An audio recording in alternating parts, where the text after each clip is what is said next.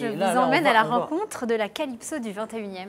Ah, la Calypso, on en avait parlé de la Calypso sur ce plateau, vous vous rappelez ? Exactement, et là c'est du 21e avec Energy Observer. Vous avez sans doute entendu parler du premier navire à hydrogène 100% autonome et qui fonctionne aux énergies renouvelables, mené par deux Français, Jérôme Delafosse et Victorien Hérussard. Il est confectionné à Saint-Malo, c'est Made in France, et donc c'est ce que je disais, on est aujourd'hui avec les navigateurs, je suis fière d'être française parce qu'on est assez pionnier dans beaucoup de domaines et donc dans la navigation.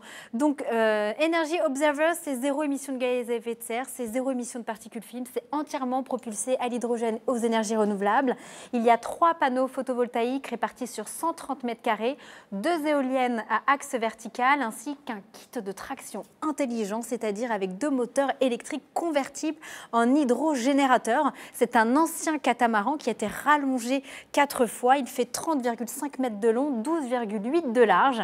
Il se déplace entre 8 à 10 nœuds et fait à peu près 30 tonnes. L'hydrogène se fabrique comment là dans ce bateau? C'est quoi la technique de fabrication? Alors, c'est pas une question piège? Non, il ne la fabrique pas, il n'y a pas de pile à combustible. Il n'y a pas de pile à combustible? Non, ils emmènent des réservoirs. Produire et ils stockent leur propre hydrogène à bord du bateau. Voilà, exactement. Parce que soit on fabrique son propre hydrogène par des piles, soit effectivement on stocke. Exactement, c'est ça. Ils le produisent et ils le stockent exactement.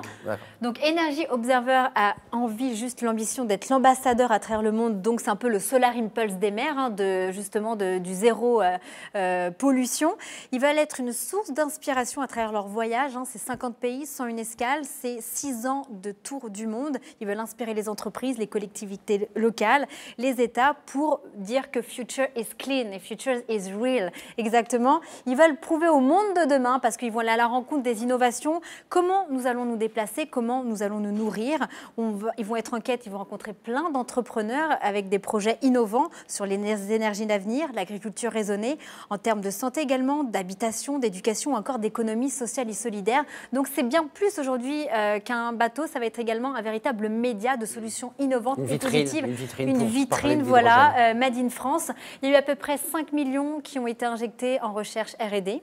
Les parrains, ce n'est autre que notre cher Nicolas Hulot ou encore Florence Lambert. Donc restez à l'écoute parce que Energy Observer sera bientôt en mer.